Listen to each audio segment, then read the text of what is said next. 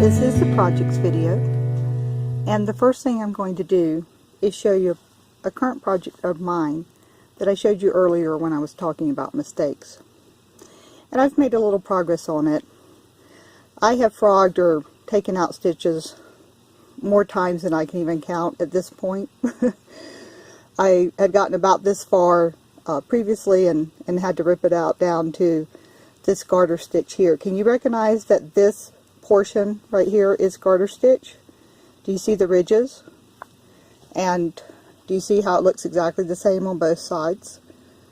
That's one thing about garter stitch, is it creates a fabric that looks the same on both sides. As I told you before, this other part that has two colors in it is called brioche stitch. It's a pretty advanced stitch, but it makes this lovely, cushy, beautiful fabric that is reversible. You see how, now this is, I selected this to be orange. It's just barely orange, and you might call it red, but I'm going to continue to call it orange. Anyway, on one side the blue is prominent, and on the other side the orange is prominent. Okay, what I wanted to show you was, I had told you that I had started it at least 6 different times.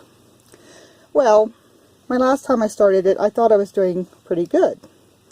But if you look right here, and this is the beginning where I joined it. This is called knitting in the round, and I joined it here.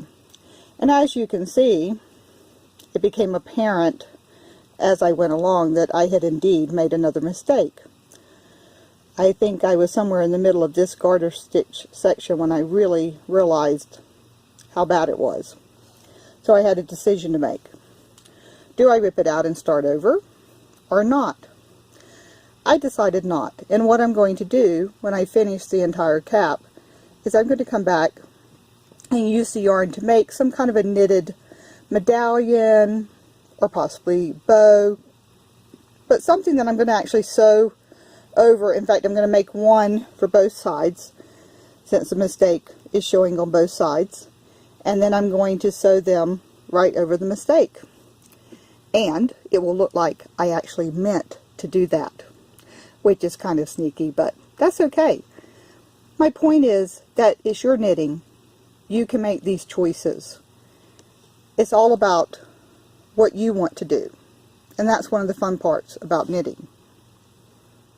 I'm calling these projects rather than patterns because t-shirt yarn doesn't really lend itself to exact patterns because of the variation in the yarn itself.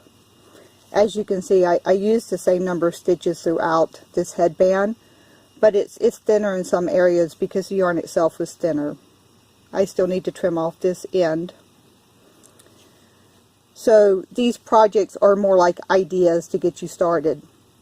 At this point, with what you know, you can make anything that is a square or rectangular shape. This headband is basically a long rectangle that I have sewn together right here, really just like I weaved the ends in on the last video, and on one of the ends I put some beads on it before I wove it in as a bit of a decoration. So I'm going to start another headband-like project. So first, my slip knot.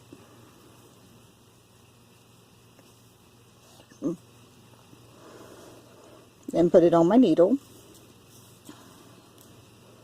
And make sure that my working yarn is free and my end is out of the way.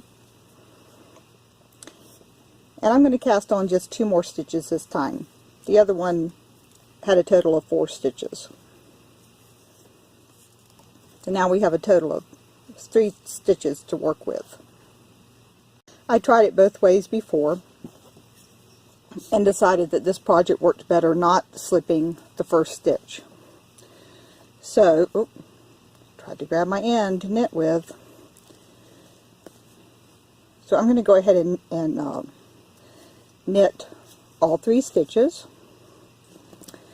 And when I was doing the headband, I would stop every so often and measure it around my head.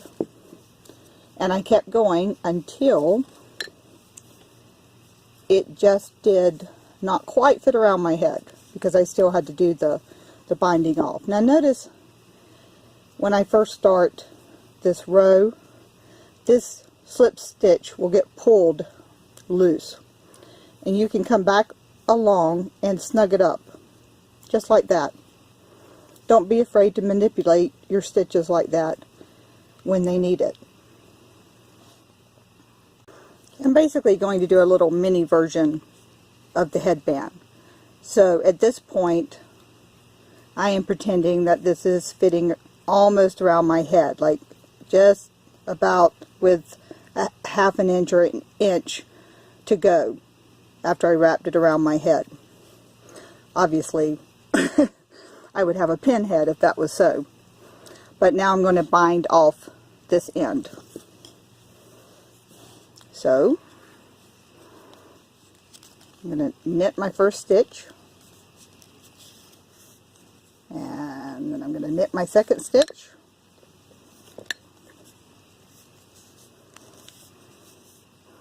then I'm going to pull my first stitch over the second stitch, knit my last stitch, and pull the second stitch over the third stitch. And that's all it is for binding off. Now, one difference I'm going to do this time is when I pull this yarn, I'm going to give myself a nice long end, because I'm going to be doing more with it than just weaving it in. Oopsie. There we go. Okay.